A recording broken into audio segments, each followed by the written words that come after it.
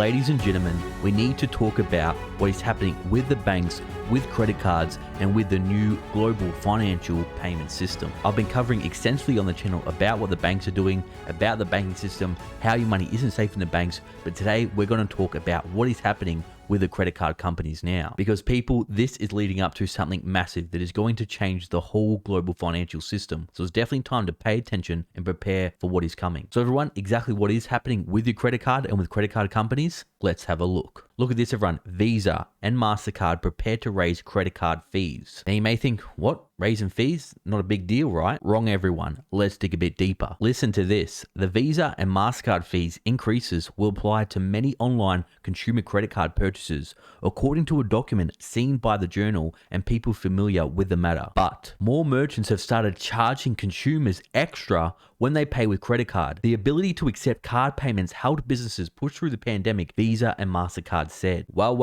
everyone, the same trick again. They're saying, look, we're only going to charge the merchants. But again, what are the merchants going to do to the customers? You get ready to pay much higher prices already when the middle class is getting absolutely devastated by skyrocketing rent, skyrocketing food costs, and now absolutely skyrocketing gas and petrol prices. And this is all happening at the wrong time when consumer credit is at all-time highs and credit card debt is at all-time highs. So really what this means for the economy is consumers aren't going to be able to spend as much because these fees are going to increase prices and it's going to lower discretionary spending, right when we're seeing consumer sentiment is at an all-time low.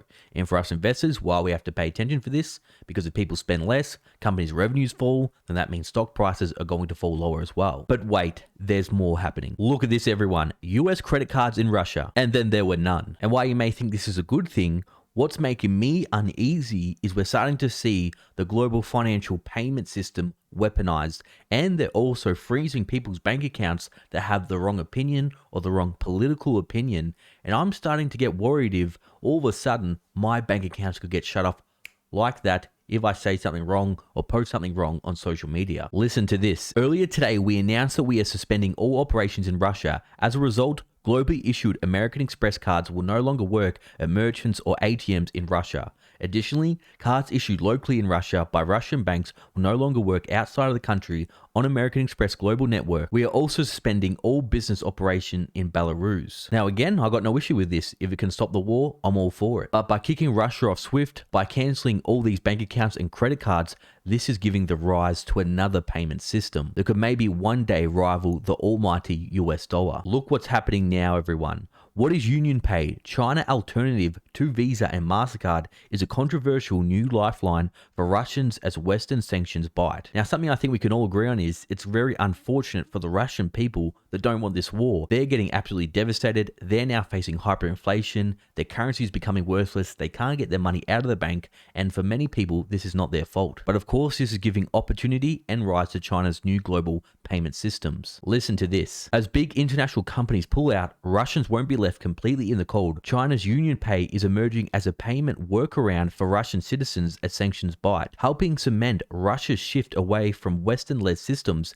and towards Chinese providers looking to expand their global footprint. So everyone, I don't know about you, but what I'm seeing happening in the banking system, with the payment system, with credit card companies right now is making me feel very uneasy. And what some people are saying now, this is the seed that is planting and will grow the new social credit payment system. And we all know how that's worked out in China, but unfortunately, I think our Western leaders are looking at this system and they're really liking it and they're going to try to figure out a way to implement it in the West. But everyone, that's just my thought and opinions of what's going on with the credit card companies, what's going on with the payment systems right now. But what do you think? Let me know. Now, for all my loyal viewers and subscribers still watching, you're awesome. If you want to get up to 5 free stocks with Moomoo worth all the way up to $3,500, I'll put a link in the description. You can also get a guaranteed stock in Neo. Thanks for watching. I'll see you in the next video.